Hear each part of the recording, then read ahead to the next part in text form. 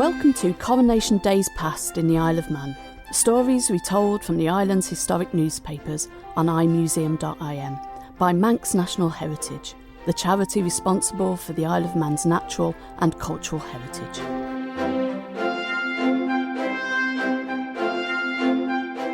King Edward VII and Queen Alexandra were to be crowned at Westminster Abbey on the 26th of June 1902. Shockingly, a few days before the coronation, Edward suffered a life-threatening appendicitis, which meant it was cancelled. With the King's health still in the balance, the Finance Committee of Douglas Town Council was worried, not about arrangements to crown its sovereign, but about the impact of any rescheduled coronation day on the island's holiday trade. It wasted no time in writing to the palace. May it please your majesty, the members of the Douglas Town Council have observed from the press that there is a possibility of the coronation ceremony being held in early August. The council begs most humbly and respectfully to point out that the holding of the ceremony in the month of August or September will entail serious loss of business to watering places such as the borough of Douglas, and pray that your majesty will be graciously pleased to bear this in mind when the fixing of the date of the coronation ceremony is being considered. Edward VII and Queen Alexandra were crowned at Westminster Abbey on the 9th of August 1902, in flagrant disregard of Douglas Town Council. The Isle of Man Times was less than optimistic about the scale of Coronation Day celebrations in the Isle of Man. Celebrations on a more or less elaborate scale will be held in different parts of the island, though those parishes who have already held demonstrations will, in all probability, not do much. Saturday, being market day, is our most busy day with all classes in the island, so that comparatively few persons will be able to take part in the demonstrations. Processions and lights for the coronation did happen in Douglas and elsewhere on the 26th of June, which crowds attended for the sake of ceremony more than any joyous occasion, given the King's perilous state. On June the 26th, all the houses along the front of the bay were brightly lit up, every window round the whole circle having its row of candles, but on that occasion the bonfires, fireworks and official illuminations were postponed, as being improper, considering the serious condition of the King. On Saturday, the 9th of August, there was an invitation to mark the actual crowning of the King. Despite the distraction of market day, with the King and Queen crowned and the King's health fully recovered, the day was a lively and noisy affair.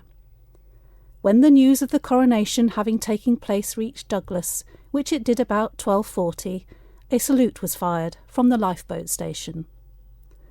At the coronation in Westminster Abbey were representatives from the Isle of Man.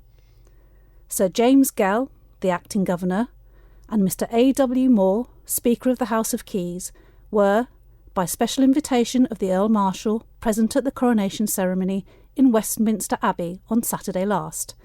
They had capital seats and described the ceremony as indescribably impressive.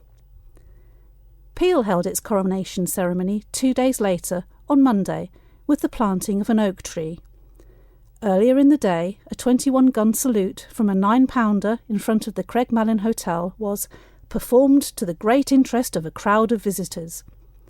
The tree, hopeful symbol of a long and happy reign, was planted in the grounds of the courthouse before an audience of children, to whom the High Bailiff gave this address.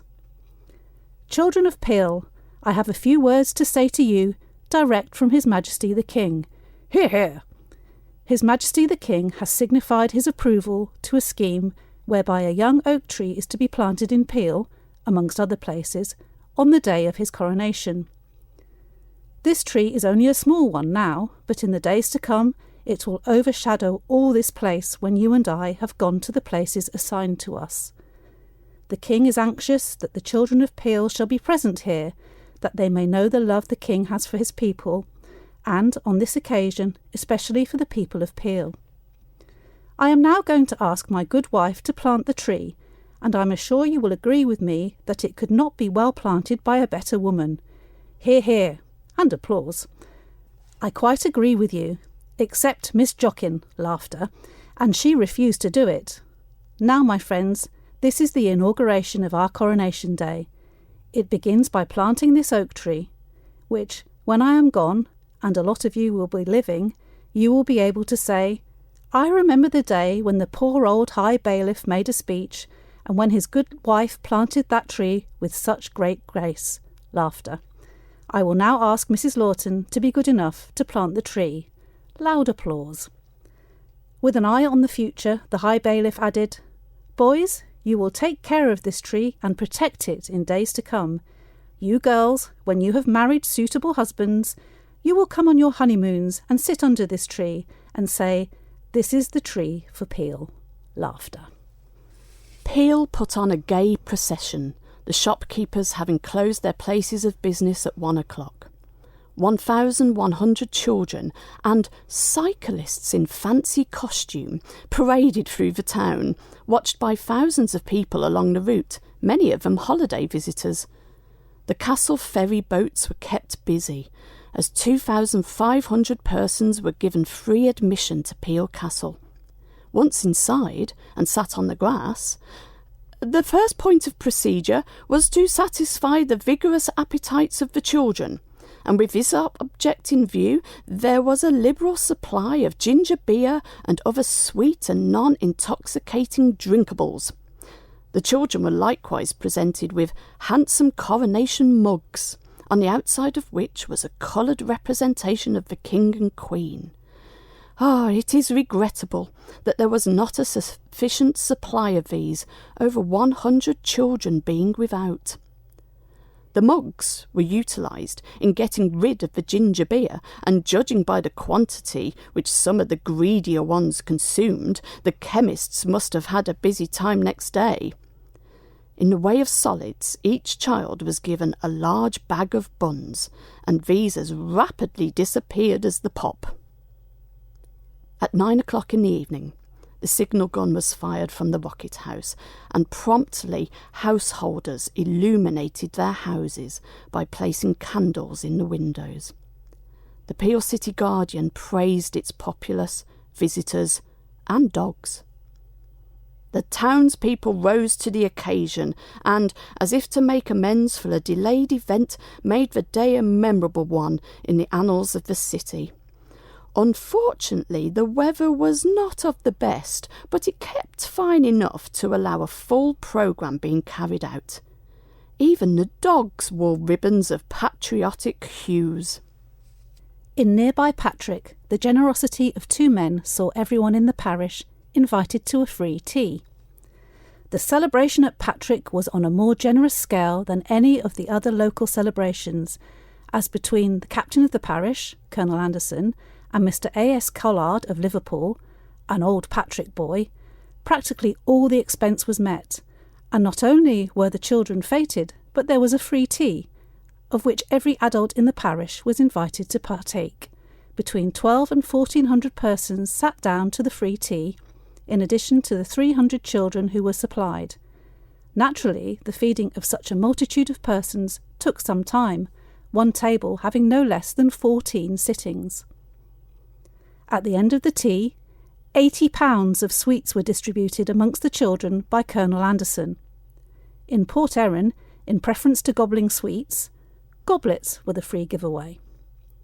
A presentation to all children, both visitors and residents, of a handsome goblet will be made in commemoration of the coronation of King Edward VII. The presentation will be made on the golf links. The Crosby Brass Band will be in attendance. Over in Santon, the more strenuous pastime of tug-of-war, married men versus single, was underway. After 2 tugs, the single men won. In Castletown, it was ropes of a different kind that set the church bells going, as guns and rockets were fired from the pier by the coastguards. on Saturday's Coronation Day.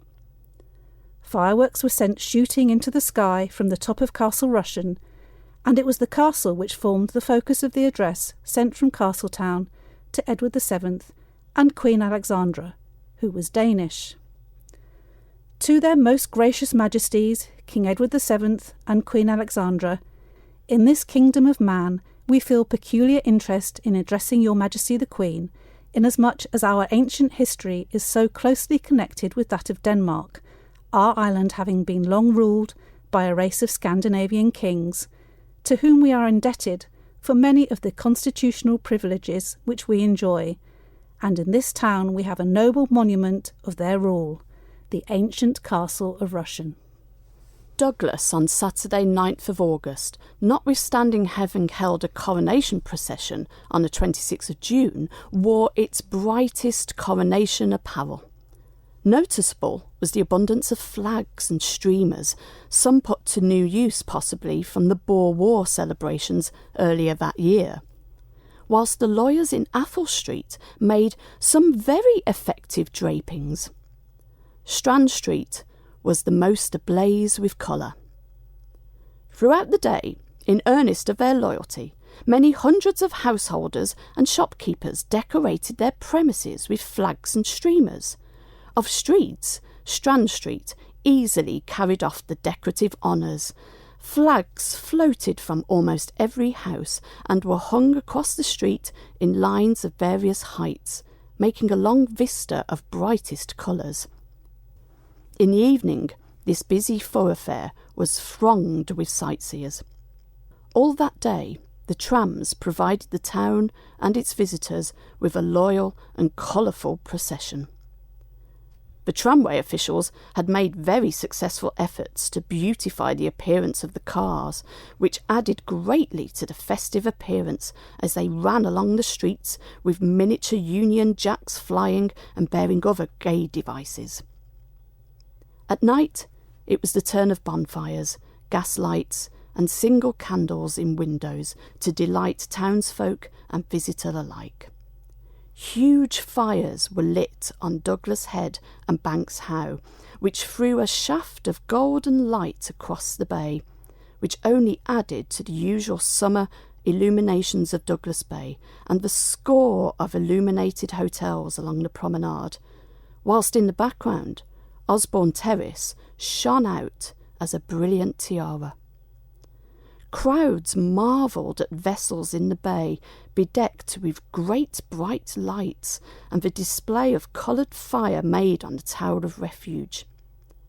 One fire failed to ignite.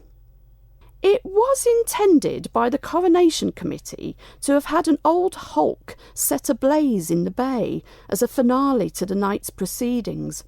The hulk was prepared for the occasion, being laden with tar barrels and other combustible material, and had this part of the programme been carried out, it would have proved an effective ending. But by somebody's blundering, the hulk remained high and dry in Douglas Harbour. More successful were the devices in gas jets on the frontage of Parr's Bank. From one side to the other ran the words Edward, Alexandra, in huge letters 3 or 4 feet high, and there were also a crown and the royal initials and the Prince of Wales's feathers enclosed in a star. To supply these thousands of burners, a special pipe had been attached to the main. A lady visitor to the island was so impressed by the illuminations in Douglas, and by one street in particular, she felt compelled to write a letter of congratulation to the newspaper. It was pleasant to see the gay aspect of the town last Saturday.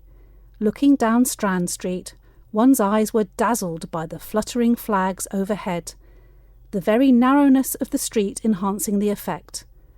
But although separate private houses were bright and gay, there was only one terrace where anything like a design was carried out, and the result was really remarkable. I speak, of course, of Osborne Terrace. I believe the householders came to an arrangement to illuminate their houses on the same plan, and achieved thereby a notable success. The balconies were studded with fairy lamps, large Chinese lanterns were suspended below and on the gates, and the windows behind literally blazed with light. In July 1902, Douglas Town Council had been worried about the serious loss of business to a seaside resort like itself if the Coronation Day was rescheduled to happen in August. It needn't have worried. Visitors to the boarding houses saw the coronation as just another holiday memory to cherish. Visitors actively interested themselves in decorating their temporary abodes, and for at least 2 visitors, the early hours of Coronation Day, 9th of August 1902, were a wonderful patriotic blur. Before the High Bailiff on Saturday morning, 2 respectably dressed young men who said they were visitors were charged with disorderly conduct. It appears that in the early hours of the morning, the young men sat on the promenade wall singing "God Save the King."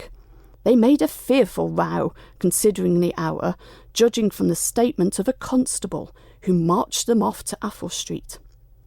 The High Bailiff came on the bench in good humour, and after scanning the culprits critically, said he thought the simplest way would be, now that we were in peace and quietness with all the world, to have peace here, and that he should send the men about their business.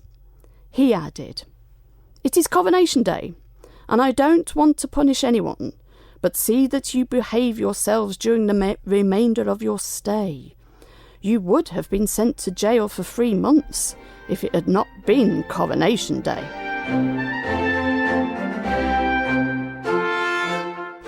Postscript. King Edward VII and Queen Alexandra visited the Isle of Man only 16 days after their coronation on the 25th of August 1902, landing and departing from the Queen's Pier, Ramsey. You can see images of their visit on imuseum.im.